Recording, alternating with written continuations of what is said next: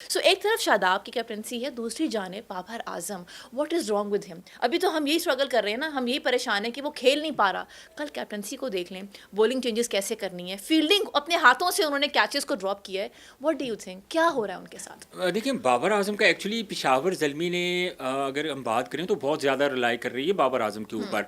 उनको बाकी प्लेयर्स के ऊपर भी रिलाई करना पड़ेगा अगर उन्होंने मैचेस जीतने हैं। अब 2 मैचेस पेशावर खेली है, दोनों मैचेस पेशावर हार चुका है। तो अब साइम अयूब है और बाबर आजम हमें नज़र आ रहे हैं, और ऐसा कोई बैटर, या हारिस ने कल बड़ी शानदार इनिंग्स खेली 87। अब हारिस के ऊपर रिलाई इसलिए नहीं किया जा सकता, जो उनका खेलने का अंदाज है, जिस अंदाज से वो खेलते हैं, वो करने को तो वो 70 80 90 रन वो कर लेंगे, लेकिन रिलायबल नहीं है कि वो कभी भी आउट हो सकते हैं, क्योंकि basically he is hard hitter.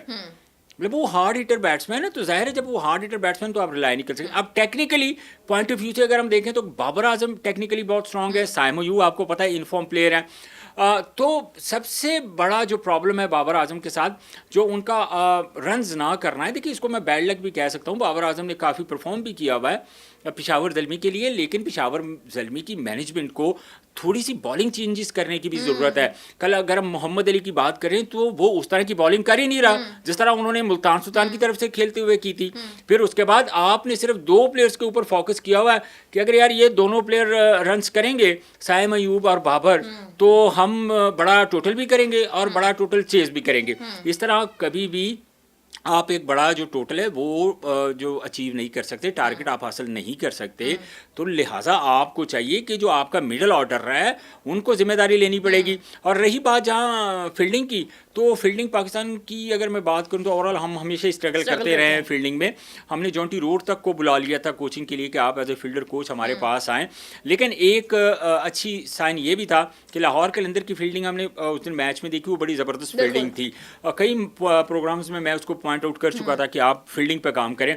तो मेरा ख्याल है कि बाबर आजम ने जिस तरह कल कैचेस ड्रॉप किए, कैच ड्रॉप किया, बल्कि वो तो एक लॉलीपॉप कैच था। मेरा नहीं ख्याल था कि बाबर आजम जैसे बड़े प्लेयर के साथ से हम ये तवक्को करें कि इतना इजी कैच वो ड्रॉप कर देंगे। देखिए अब आपके पास एहसानुल्लाह है, आपके पास एहसानुल्लाह अपने आपकी रिप्लेसमेंट में मौजूद है, आपके पास सुफियान मुकीम आपके पास है। कल हमने यंगस्टर्स लड़का है अली रजा, उसको हमने देखा कि 140 प्लस से वो बॉलिंग तो कर रहा था, लेकिन प्रॉब्लम ये था कि उसकी जो लाइनो लेंथ थी वो पहली बॉल से ही नहीं बन पाई, क्योंकि उसको साहिबजादा फरहान ने शुरू के ओवर्स में बहुत डोमिनेट किया।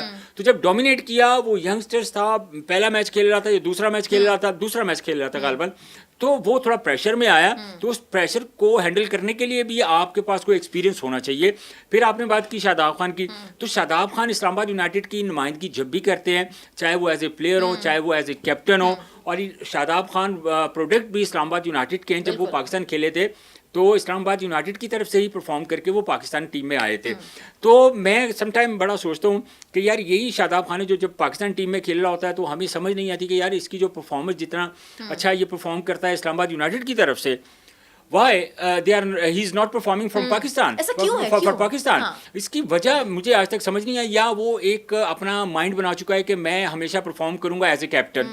बहुत सारे इवेंट्स में हमने देखा है कि डोमेस्टिक इवेंट्स में जब शादाब खान कप्तान होते हैं खुद, तो उनकी परफॉर्मेंस डिफरेंट होती है, और जब वो एज ए प्लेयर खेल रहे होते हैं तो वहाँ पे उनकी परफॉर्मेंस डिफरेंट होती है। तो मेरा ख्याल है कि शादाब खान को ये चीज़ समझने की ज़रूरत है। अगर वो पाकिस्तान की तरफ से भी खेलते हैं तो उनको जो अपनी परफॉर्मेंस है, हमने मोस्ट ऑफ टाइम देखा है कि शादाब खान की बॉलिंग अक्सर इतनी अच्छी नहीं होती, वो बहुत लूज बॉलिंग करते हैं। कल भी वो लेटर ऑन आए हैं, उन्हें पता है कि बॉलिंग कर रहे हैं। उसकी वजह ये थी कि उनको पता है कि उनके रन्स होते हैं, तो उन्होंने अपने आप को भी सेव कर लेते हैं। एज ए कैप्टन आपके पास बहुत सारे जो है ना, आपके पास आप ऐसे डिसीजन कर सकते हैं जिससे आप अपनी परफॉर्मेंस को अच्छा भी बना सकते हैं, अपनी परफॉर्मेंस को आप छुपा भी सकते हैं। तो जाहिर है हमने देखा कि वो एज ए कैप्टन वो जिस तरह वो परफॉर्म कर रहे हैं आउटस्टैंडिंग।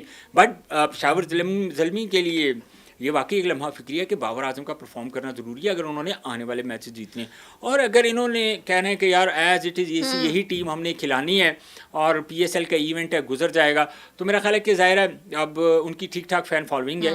बाबर ज़ल्मी की अपनी बहुत फ़ैन फॉलोइंग है, पेशावर ज़ल्मी की बहुत फ़ैन फॉलोइंग है। देखें बैटिंग पैराडाइज था, और जहाँ पे अगर इस्लामाबाद यूनाइटेड 243 कर सकती है, तो एटलीस्ट अगर आप मैच हार भी जाते हैं तो कम से कम एक इंटेंट तो नज़र आना चाहिए, एक फाइट तो नज़र आए ना। आप लाइक 200 कर लें, 190 तक तो लेके जाएं, ठीक है, एक ही बंदा आपकी तरफ से रन्स कर रहा है, वो है मोहम्मद हारिस। तो पेशावर ज़ल्मी को अपनी जो स्ट्रेटजी है वो चेंज करने की ज़रूरत है, वो अपनी स्ट्रेटजी चेंज करें और फिर मेरा ख्याल है कि बाबर आजम थोड़ी ज़िम्मेदारी का मुजाहरा भी करें। और मुझे लग रहा है कि ज़ाहिर है 2 मैचेस गुजर चुके हैं, एक मैच में साइम अयूब ने तो 50 कर दिया, लेकिन बाबर आजम ने उस पहले मैच में भी कुछ नहीं किया और इस मैच में भी कुछ नहीं किया। तो होपफुली के आने वाले मैचेस में कोई अच्छा करेंगे तो पेशावर ज़ल्मी जीतेगी। But do you think it's a high time where Babur should think कि maybe one down आके खेलने, Mohammad Haris and Saim they should rather open it? ऐसा do you think ऐसा करना चाहिए? देखिए, आपके पास ऑप्शन है, आप कप्तान हैं, आप कोई भी डिसीजन ले सकती हैं। अब बात यह है कि बाबर आजम ने 2 मैचेस में एज ए ओपनर आके देख लिया कि भाई मुझसे मैं रन्स नहीं कर रहा हूँ, देन आपका एक्चुअली आपका नंबर है क्या? आप down. बेसिकली 1 डाउन के बैटर हैं, नंबर 3 पे आप हमेशा बैटिंग करते हुए आए हैं। ये तो T20 में आपने एक मैच जो इंडिया के खिलाफ जिता दिया, बस रजवान ने और बाबर ने, वो हमारे गले पड़ गया आज तक। लेकिन आप ये बात देखें कि आप अगर एज ए ओपनर रन्स नहीं कर रहे हैं, सो क्रिकेट के पॉइंट ऑफ व्यू से आप अपना नंबर चेंज कर लें, आपको किसी ने रोकना थोड़ी है। आप नंबर 3 पे आए, बैटिंग करें, आप देखें किस तरह रन्स नहीं करते। But have you noticed it's not just Babar Azam, it's Saud Shakil also, it's Mohammad Rizwan also. जब ये टीम में है और ये कैप्टन है तो ये किसी और को ओपन नहीं करने देते। नहीं, ये ये आई रियली वांट है। To understand because IPL is the other way around. वहाँ पे क्या है, इंडिया की, हम आईपीएल की बात भी नहीं करते, हम जनरली बात कर लेते हैं इंडिया की। भारत में वो अपने जनरेशन को, जो आने वाली जनरेशन है, उसको मौका देते हैं। हम क्यों अभी तक मौका नहीं दे पा रहे? हालांकि हम समझते हैं कि Rizwan can also change, Saud भी चेंज कर सकता है, लेकिन नहीं, सारे कैप्टन को खुद ही आगे खेल। देखिए, यही एक मौका होता है कि दुनिया को दिखाने के लिए कि मैं भाई इस नंबर पे भी बैटिंग कर सकता हूँ। अगर आप हमें मिडिल ऑर्डर में खिला रहे हैं तो मैं एज ए ओपनर भी बैटिंग कर सकता हूँ।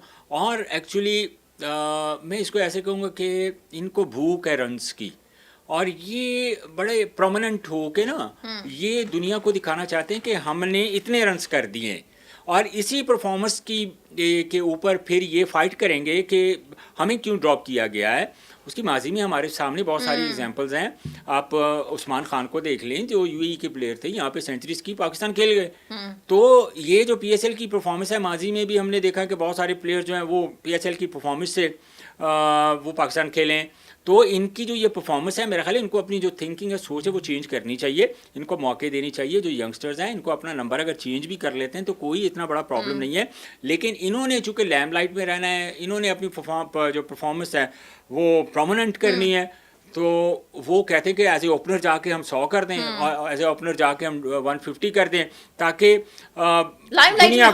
दुनिया को पता चले कि यार बाबर आजम ने एज ए ओपनर जाके वहाँ 150 की दी, और फिर इसी परफॉर्मेंस को वो काउंट करवाते जाएंगे जब वो नेशनल टीम में खेलेंगे। सो यू डू थिंक कि सेल्फलेस अप्रोच इनमें से किसी भी कैप्टन की नहीं है? यार देखें, बात ये है कि इस वक्त जो कंडीशंस है ना, मैं आपको जेन्युइन बात बताऊं सारा, कि वो जितने भी बैटर हैं, चलिए ये तो लोकल पीएसएल इवेंट है ना, यहाँ से ना आपने ड्रॉप होना है, ना आपने खुद ही बाहर बैठने हैं। अगर आप खुदा न खास्ता फिट होते हैं तो कोई आपको टीम से बाहर तो नहीं कर सकता, लेकिन ये आपके पास बड़ी अच्छी अपॉर्चुनिटी होती है कि आप दूसरों के लिए क्रिएट करें, सेक्रीफाइस दें। अगर आप पाकिस्तान से सिंसियर हैं, अपनी टीम से सिंसियर हैं, तो आपको जो बाकी प्लेयर्स हैं उनको मौके देने चाहिए।